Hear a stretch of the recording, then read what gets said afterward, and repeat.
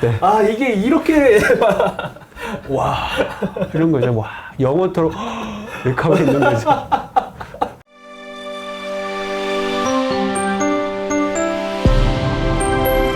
네, 오늘 레이기 특강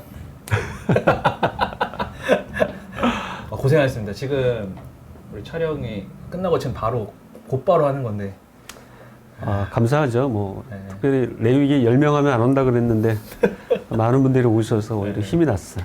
괜찮았어요. 하면서 이렇게 목사님 이렇게 신선했다, 재밌었다 뭐 이런 포인트가 있으셨어요? 나는 성도들이 주어진 그 프로젝트에 네네. 막 성경 찾아가면서 본인들이 정리하고 예. 이거 나는 굉장히 좋았어요.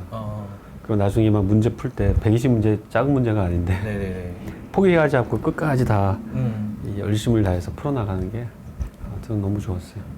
이번에 참석하신 분들은 아마 레이기 내용은 뭐 한동안은 머릿속에 그러니까 그렇게 되길 바라는데 네. 어쨌든 뭐 일단 하면서 낯설었던 것들을 조금이라도 이렇게 좀 친숙하게 만들었다는 것도 예. 큰 의미가 있을 것 같아요. 네네. 예. 그리고 너무 감사했습니다. 출혈 영상 보니까요. 꽤 반응들이 나쁘지 않더라고요. 댓글 보니까 금방 끝나네요. 감사합니다. 아니 금방 끝나서 감사하다라는 거지. 그런 거죠. 금방 끝나서 오늘도 짧게 해야 되는 거예요. 오늘도. 재밌습니다. 다음이 기대됩니다. 덕분에 평소에 성경에 대해 궁금했던 거 시원하게 답을 얻고 갑니다. 시원하게 답을 얻었대요. 이게 가장 그죠? 감사합니다. 누군지 네네. 모르지만 감사합니다. 그러면서 공감도 많이 되고요. 레이기 강의와 다음 달 컨텐츠도 기대됩니다. 레이기 강의 오셨거든요. 그래요? 네, 이거 오셨었거든요. 다음 달 컨텐츠, 예, 이것도 되게 기대가 될 거다. 감사하네 이렇게 또 들어주는 분이 있으니까. 네. 사실 오늘 주제를 이제 목사님이 들으면서 죄송한 마음이 컸어요. 초장부터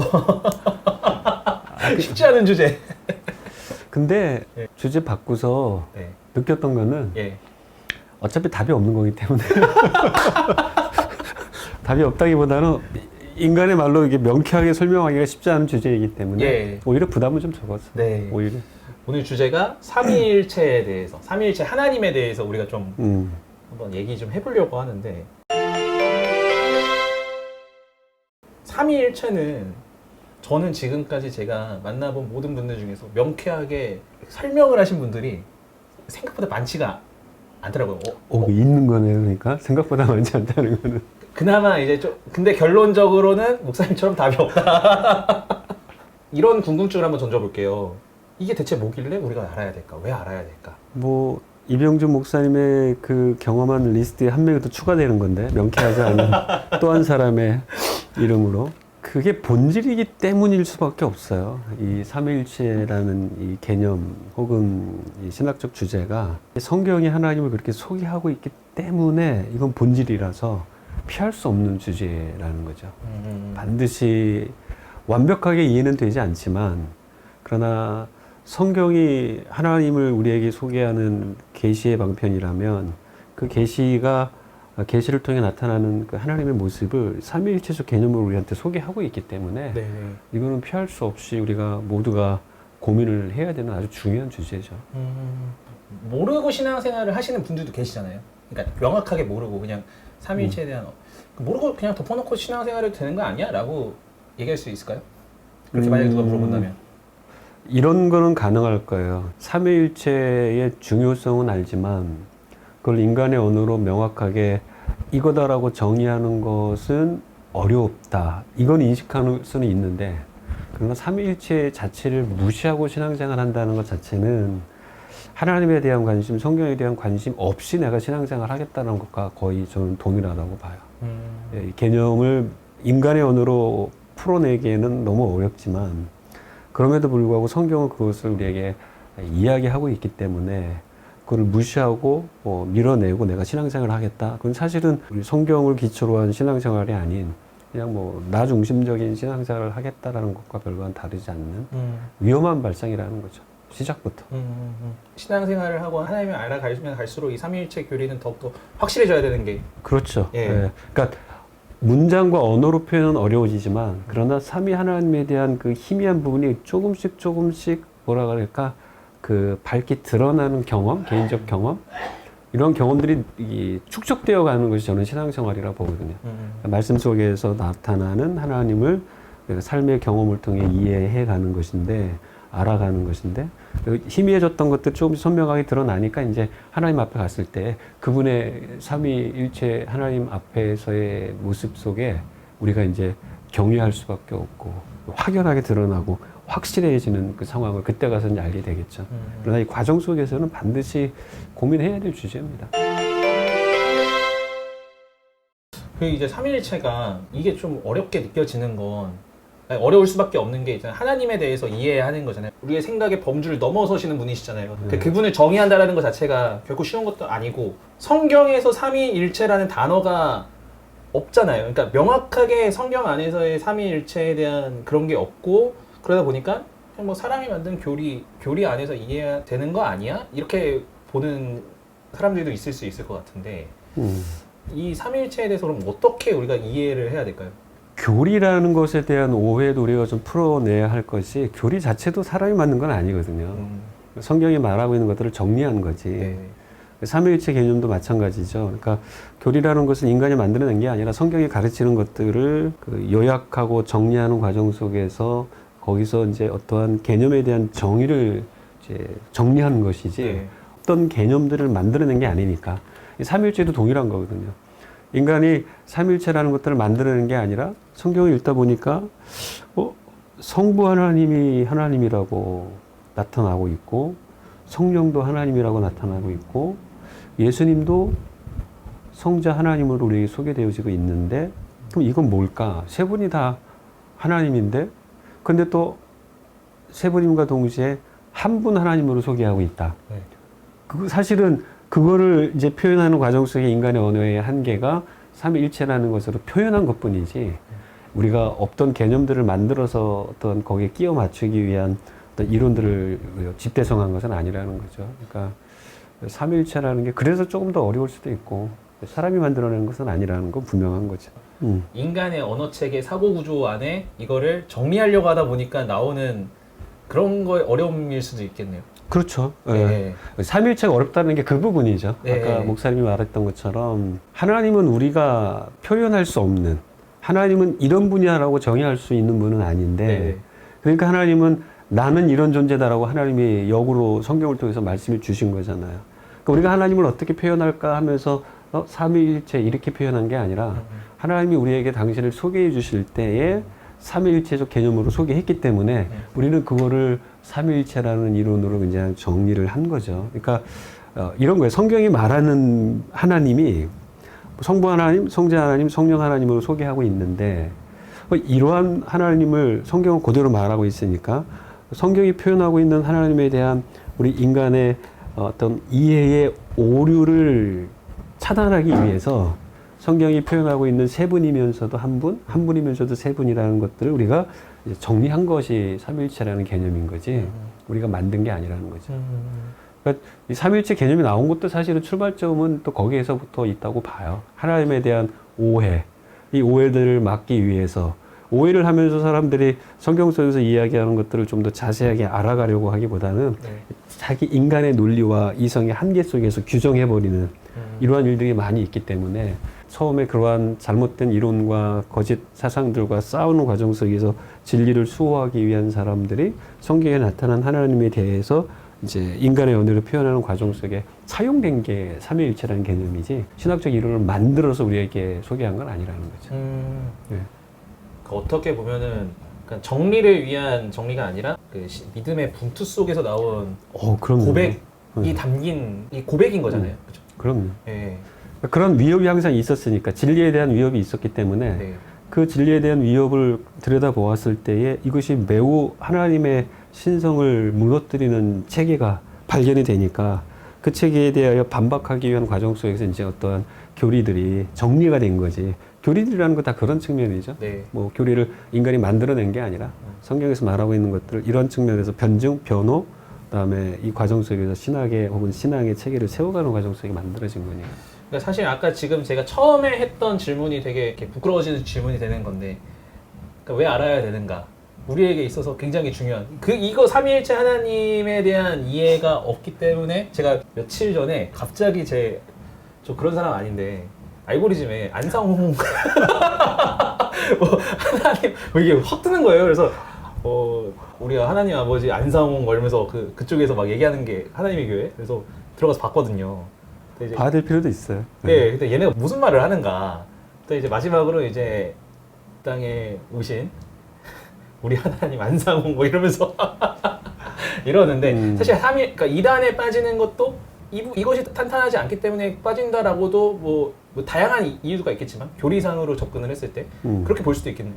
그렇죠. 궁극적으로 이제 결과론적으로 보면 이제 그런 거고 그 과정 속에서는 뭐라고 할까요? 하나님을 알고자 하는 그 갈증들, 제대로 알고자 하는 그 갈증들, 이게 신앙생활에 굉장히 중요한 부분인데 그럼 하나님에 대한 알을 어떤 경로를 통해서 하느냐가 굉장히 중요합니다.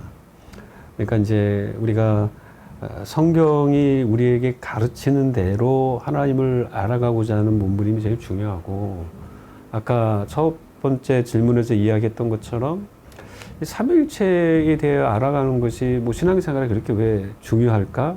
꼭 그래야만 될까? 라는 그 어떤 생각들이 떠오르는 이유는 다른 데 있지 않아요. 사실은 신앙생활의 본질을 우리가 잘 붙잡지 못하는 측면에서 나오는 질문이라고 할 수 있어요. 왜냐하면 내가 누군가를 사랑하면 그 사랑의 대상을 더 깊이 알고 이해하고자 하는 게 근본적으로 보통 사랑의 모습 아닌가요? 네. 내가 하나님을 사랑하고 하나님 믿는다면 그분에 대하여 알고자 하는 마음이 당연히 생기는 거죠. 근데 그분에 대하여 알고자 하는 마음으로 성경을 읽다 보니까 이제 거기서 하나님은 왜 성부 하나님, 그다음에 육신을 입고 이 땅에 오신 성자 하나님 예수 그리스도, 그다음에 성령 하나님 왜 이렇게 나뉘어질까? 그러면 어떻게 한 분인데 세 분이 되지? 세 분인데 한 분이 되지? 이걸 완전히 이해하려고 하는, 우리 이성으로 이해하기보다는 하나님이 우리의 이해의 영역을 넘어서신 분인데 이러한 모습으로 우리에게 항상 찾아오셨고 우리와 함께 하셨던 분으로, 그러면서 하나님을 깊이 알아가는 거죠. 어떤 교리나 이론을 뭐 단순히 정리하고 알아간다는 측면이 아니라 하나님을 경험하고 그분을 사랑하기 때문에 그 알아가는 과정 속에서 드러난 것들을 그대로 우리가 받아들이는 게 사실은 삼위일체거든요. 근데 이 말 자체가 어떤 텀이니까 어떤 그 정의를 내림에 있어서 필요한 단어를 취한 거라서 자꾸 이것이 이제 이슈가 될 가능성은 있지만, 그러나 이걸 좀 무시해버리고 삼위일체라는 개념을 무시해버리고 그냥 성경을 보다 보면은 자연스럽게 만나게 되는 거예요. 하나님이 이런 분인데 한 분이면서도 세 분으로 소개가 되고 세 분이면서도 한 분으로 소개가 되는 그런 것들이 자연스럽게 나오는 거죠. 하나님을 사랑해서 성경 안으로 들어가 보면 성경 속에 계시된 하나님의 모습이 그러한 모습으로 다가오는 이 자연스러운 만남이 좀 더 중요하다고 보는 거죠. 그 삼위일체 역사적으로도 아까도 말씀하셨지만 이제 과거의 그 위협으로부터, 그러니까 그 위협이라는 게 그 삼위일체에 대한 잘못된 이해들로 인해서 파생되는 어떤 그런 것들이 있었잖아요. 역사적으로. 있죠. 좀 어려운 말, 뭐 양자론, 양태론, 뭐 이런 것들 막 사실 성도님들 여기부터 들어가면 이제 굉장히 헷갈려지기 시작을 하는데. 그러니까 이제 그런 텀 자체가 우리에게 부담을 주는 거고. 네.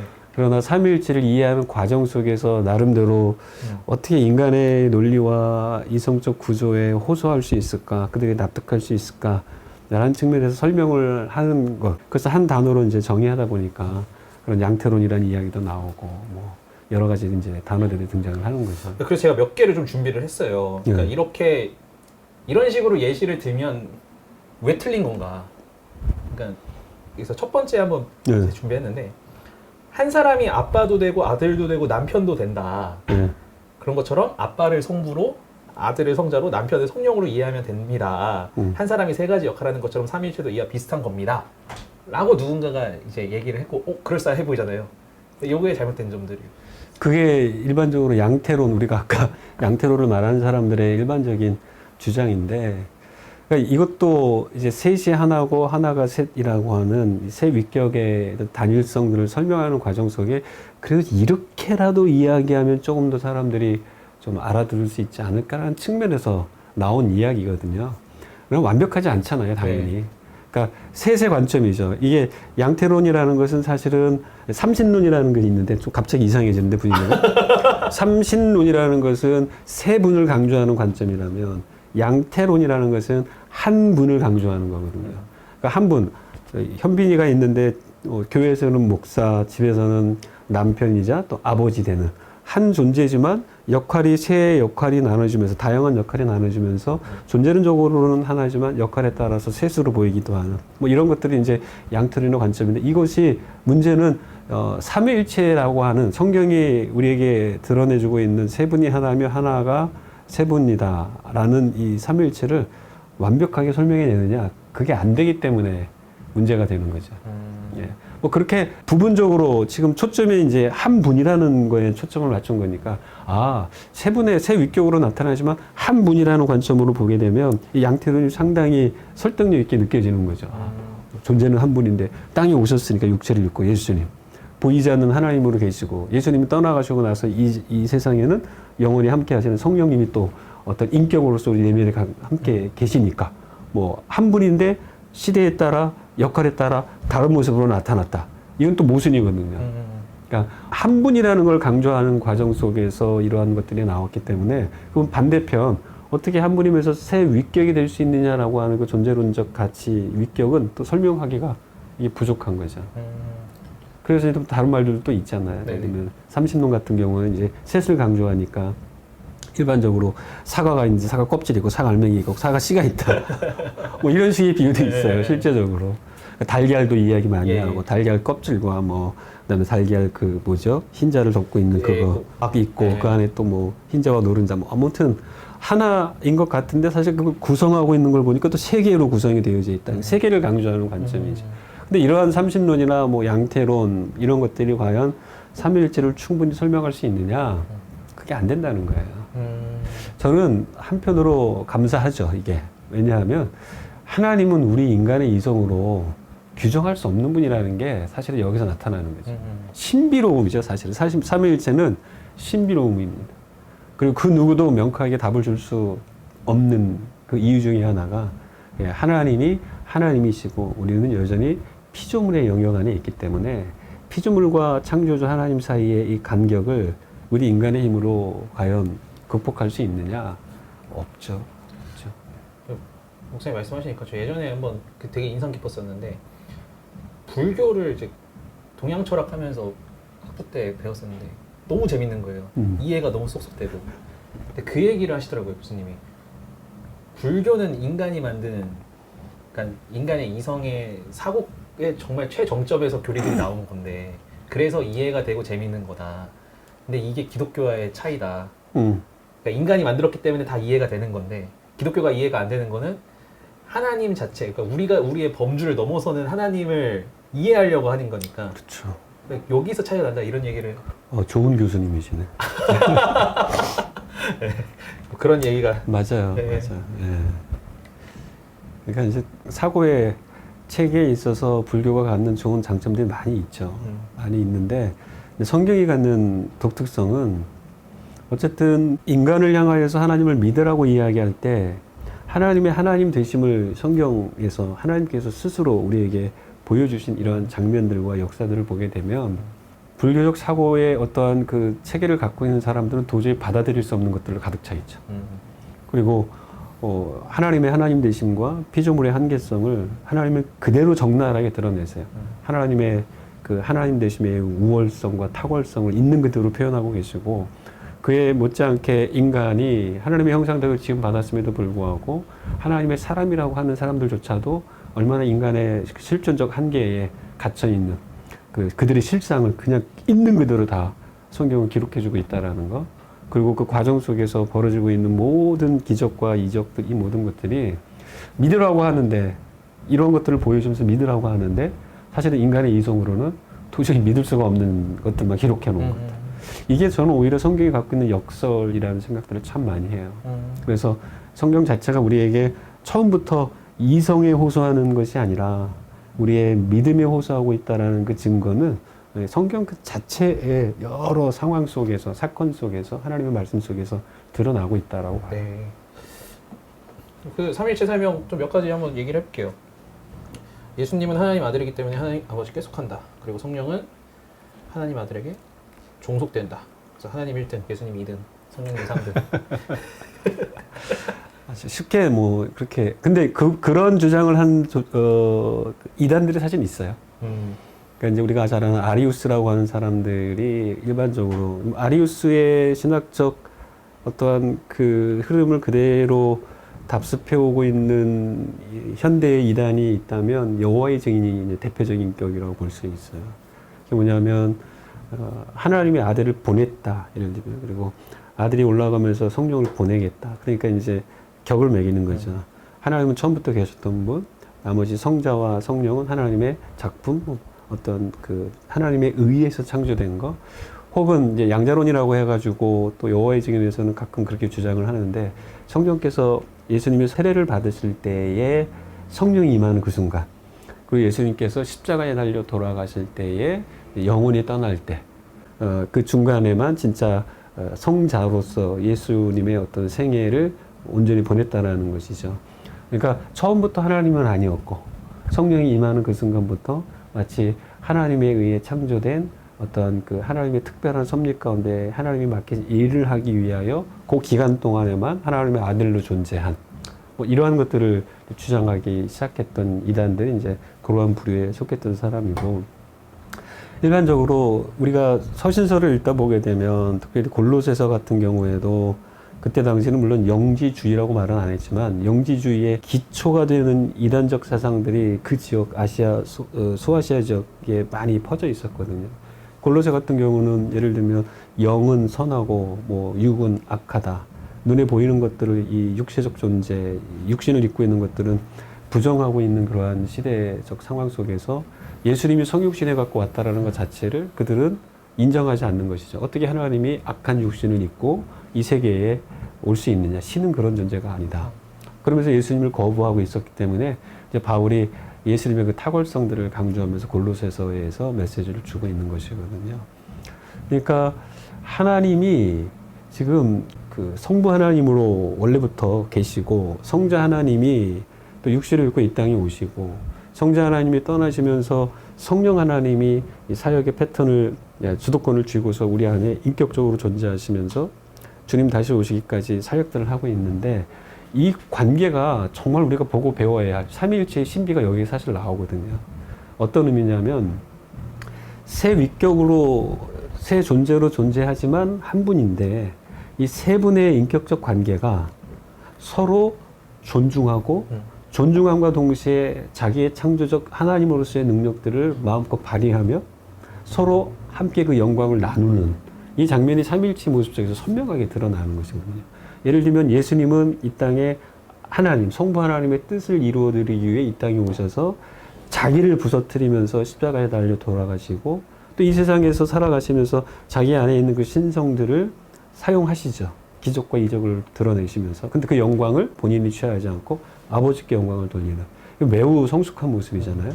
그리고 성령 하나님도 이 땅에 인격적인 하나님으로 이 땅에 오실 때에 어떻게 오셨냐면은 성령의 그 신비한 인격적 능력과 권능을 그냥 독립적으로 쓴 게 아니라 하나님의 뜻에 기초해서, 그리고 예수님이 제자들에게 가르쳐 주신 그 진리에 기초해서 예수님께서 세상에 가르쳐 주신 그것을 통해서 제자들을 하나님께로, 그리스도께로 이끌어가는 그런 과정 속에서 또 성령님은 당신의 신성한 능력을 드러내신과 동시에 성자 하나님 앞에 또 모든 영광이 돌려지고 제자들은 그분을 떠올리고 그분께 또 영광을 돌리는 삶을 살아가도록 하는. 그러니까 각자의 역할은 다르지만 각자를 존중하고 또 그 존중하면서 그분들의 어떠한 독특성이 더욱더 선명하게 드러나도록 하심과 동시에 본인도 그 안에서 함께 그 하나님으로서의 참 아름다운 그 친밀함과 교제를 같이 공유하고 있는 거. 이게 삼위일체에서 신비로움이고, 이것이 또 인간의 언어로 뭐 나름 지금 제가 설명한다고 했지만 쉽게 정의하고 규정하기가 어려운 부분은 분명합니다. 그러나 삼위일체를 우리가 정의함에 있어서 제일 중요한 키워드라고 할 수 있는 것은 아마 이 부분은 대부분의 학자들이 좀 동의를 할 거예요. 단지 세 분의 존재 혹은 위격이라는 측면에서 접근하는 것보다 더 중요한 것은 이 세 하나님이 한 분이시며 한 분이시면서 세 분, 이분들이 그 안에서 함께 커뮤니언하는, 함께 교제하고, 함께 친밀한 관계를 누리고, 함께 존중하고, 함께 그 영광을 형성하고 있는 이것이야말로 정말 우리가 발견해야 할 아주 중요한 그 진리라고 할 수 있죠. 진리. 초대교회 이러한 공격들이 있었던 거죠. 예수님은 하나님이 보내서 잠깐 동안에 하나님의 모습으로 있었던 것 뿐이다. 뭐 이런 식으로 이제 왜곡해갖고 가르쳤기 때문에 네. 이러한 부분에 대한 보완, 그다음에 진리를 수호하기 위해서 이제 또 삼위일체라고 하는 성경에 나타난 하나님을 삼위일체라고 하는 것으로 표현하면서 신학적 체계를 세우게 되는 거였었죠. 그러니까 성경을 보면서 삼위일체 하나님이 어떻게 이 가운데 일하시는지를 발견하면서 보는 것도 재미가 있을 것 같아요. 그렇긴 하죠. 예. 네. 그러니까 이제 뭐 그 다음 질문에 하나 넣었던 게 이런 건데, 뭐 창조 사역은 하나님, 성부 하나님이, 그러니까 그런 딱 역할, 그리고 구원 사역은 성자 예수님만. 그러니까 우리가 흔히 잘못 착각할 수 있는 것들. 그다음에 중보 사역은 딱 성령님만. 이게 아니라 이 모든 사역 가운데 삼위 하나님이 함께 하시고 그렇죠. 동등한 영광을 취하시고 이 연합하시면서 사역을 하시는 거잖아요. 그럼요. 그게 네. 정말 중요합니다. 네. 네. 목사님이 아주 핵심을 잘 짚어주셨어요. 옛날에 그렇게 가르쳤던 분들도 있었고 또 그렇게 이해했던 성도들도 많이 있었죠. 네. 성부 하나님은 뭐 창조 때 역사하신 하나님, 우리 구원을 위해서 성자 하나님 예수님은 이 땅에 오신 하나님. 물론 주 사역은 그게 맞지만 그런데 항상 거기에 함께 하시는 거였죠.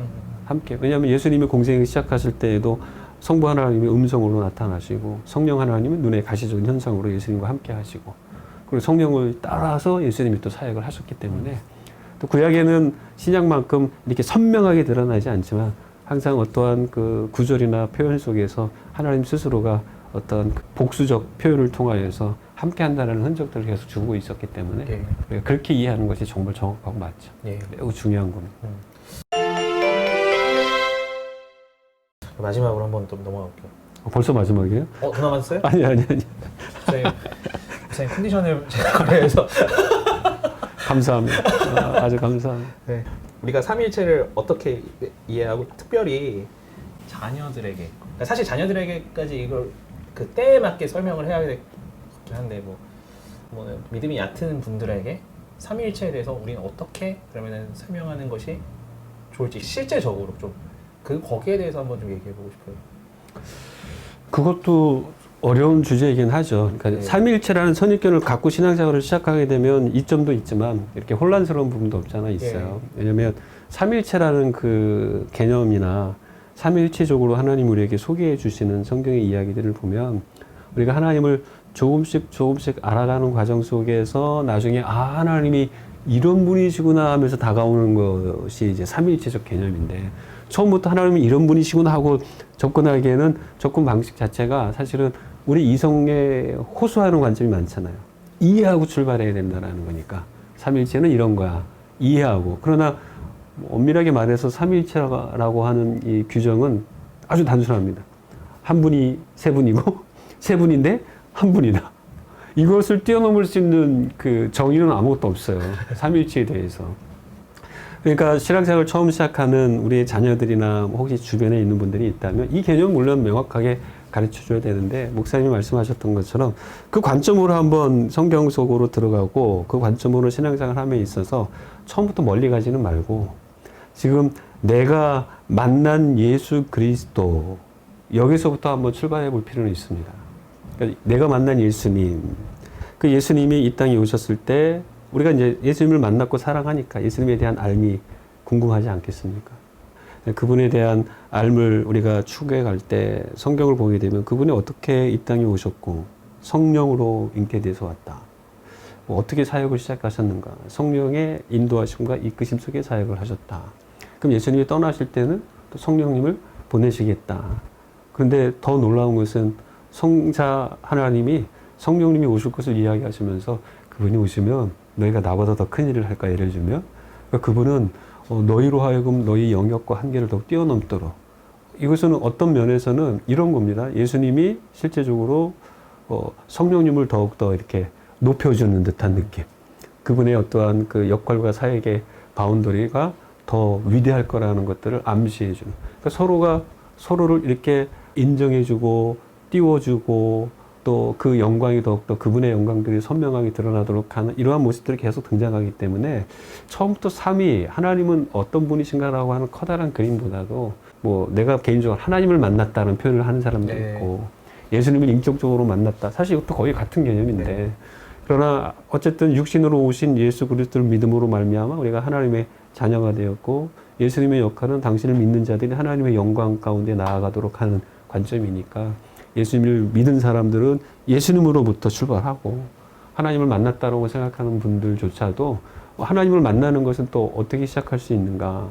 그것은 예수님을 신약 시대에서는 예수님을 믿음으로 말미암아 가능한 거니까 이것도 답이 없는 이야기입니다만 셋이 하나이고 하나는 셋인데 이거를 그 이성적으로 규정해갖고 답이다라고 말하는 것은 불가능하니까 그냥 이렇게 소개되어지고 있는 하나님인데 그 하나님을 내가 믿는다고 한다면 그냥 조금씩 경험하고 알아간다는 측면에서 그냥 한 발자국 한 발자국 내딛는 것이라고 저는 봐요. 그래서 아까 표현한 대로 그냥 내가 예수님을 믿는다라고 생각하는 사람들, 예수님을 사랑한다고 하는 사람들은 그분의 모습을 좀 더 파고 들어갈 필요가 있다는 것이죠. 그러다 보면 그 예수님이 하나님의 뜻에 복종하시기까지 우리를 위해 희생하시는 그 삶의 모습들이 드러나면서 함께 드러나고 있는 성삼위 하나님의 그 놀라운 영광들을 우리가 조금씩 알아가고 경험하는 것이지. 그 희미했던 것들이 조금씩 선명해지는 것이지. 처음부터 선명한 것을 딱 제시하고 우리가 알아가기에는 사실 어려운 부분이죠. 아, 지금 들으면서 그러니까 최근에 저희 세롬이가 6살짜리 얘가 이걸 물어본 건 아니었지만 제가 하나님에 대해서 설명을 하다 막히는 질문이 딱 나오더라고요. 근데 어디서 막혔는데? 하나님이시고 하나님의 아들 예수님 이러는데 이 삼위일체 이제 같은 하나님이셔라고 하는데 얘가 이해는 못하는 개념이잖아요. 이 관계가. 근데 목사님 얘기를 들으면서 누군가가 나한테 삼위일체에 대해서 물어본다면 여기서 좀 많이 갈등들이 일어나더라고요. 삼위일체 자녀가 물어보면 한 분이시고 세 분이시고 이렇게 딱 얘기를 하면 근데 그게 뭐냐고 하면 그냥 믿으면 돼 이렇게 약간 그러면서 엎어버리는데 그렇죠. 엎어버리는데 네. 그 중요한 거는 뭐냐면 그럼 낳았다라는 것도 인간의 관점이잖아요. 네. 내가 너를 낳았다. 뭐 구약에서 나오는 대로. 그리고 예수님이 또 내가 성령을 너에게 보낸다. 이런 표현 자체가 인간의 언어의 한계 속에서 나오는 표현이고 물론 성령의 감동을 받아 성경을 썼지만 여전히 그 수신자들이 갖고 있는 이성적 인간의 한계들은 그것 자체를 이해가 안 되는 거죠. 세 분이 자발적으로 존재하면서 서로 존중하고 그리고 각자의 정말 하나님으로서의 사역을 하면서 또 함께 그 사역들을 공유하고 있는데 누가 누구를 내보내고 이건 또 그렇다면 최종 권위자가 있다라는 개념인데 네네. 이런 것 자체가 사실 부분적으로 우리 인간의 언어의 능력으로 이해하기가 어려운 거예요. 그렇게 표현이 되어 있어서 우리가 받아들이기 때문에 어쩔 수 없는 거지만 그것 자체가 많은 오해를 가져온다라는 거죠. 우리 언어의 한계. 낳았다, 보낸다, 뭐 이런 것 자체가 그래서 어려움이 많은 거죠. 오히려 설명을 하려고 하기보다는 내가 만난 하나님을 간증하는 계기를 삼는 게 더 낫겠다라는 생각이 들었어요. 저 지금. 그것도 중요해요. 네. 사실은 그게 제일 중요하죠. 네, 그러니까 다 이해하지 못하는 영역인데 이게 사실 믿음 생활을 하면서 나도 잘 모르지만 이게 맞춰지잖아요. 이게 진짜 믿음의 영역에서 맞춰지잖아요. 그러니까 오히려 누군가 이것에 대해서 물어봤을 때 간증할 수 있는 계기가 될 수 있다면 어떨까. 진짜 믿음의 내용은 설명이 안 돼요. 네. 믿음은 설명의 영역이 아닙니다. 믿음은 설명의 영역이 아니라 말 그대로 이제 믿음의 영역인데 삼위일체를 우리가 하나님을 믿기 때문에 이해는 되지 않지만 이 삼위일체적 개념이 성경을 통해 드러나는 것을 우리가 믿을 수밖에 없는 거란 말이죠.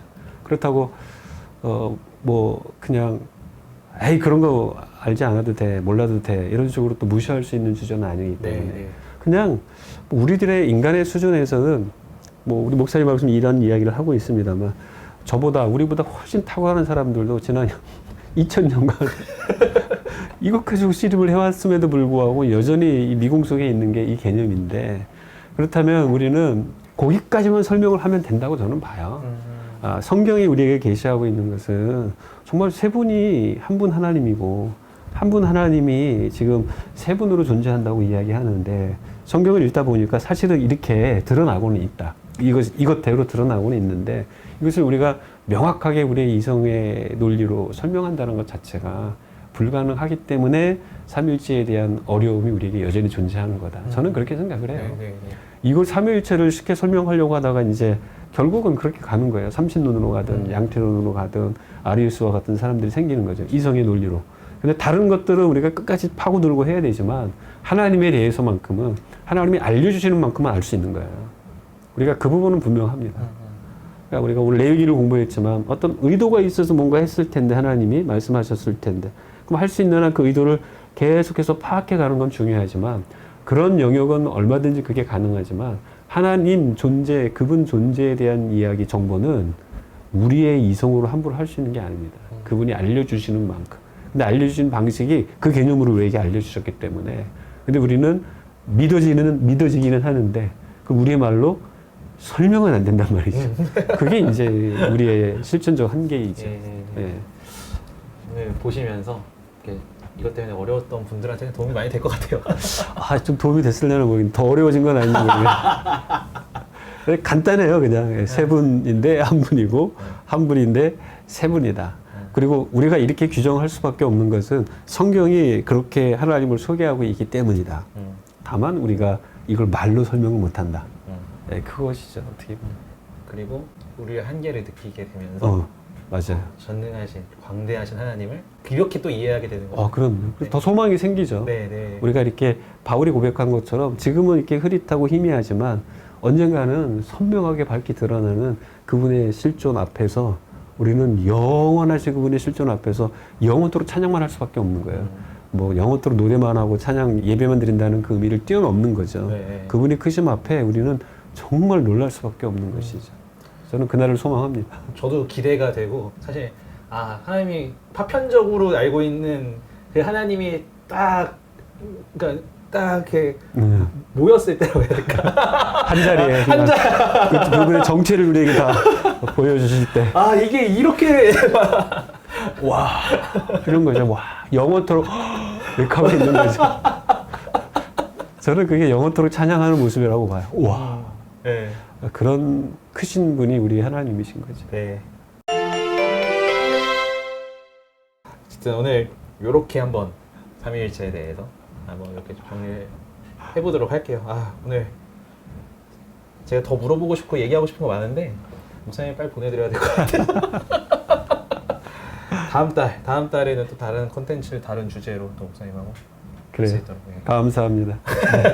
마치도록 하겠습니다. 예. 감사합니다.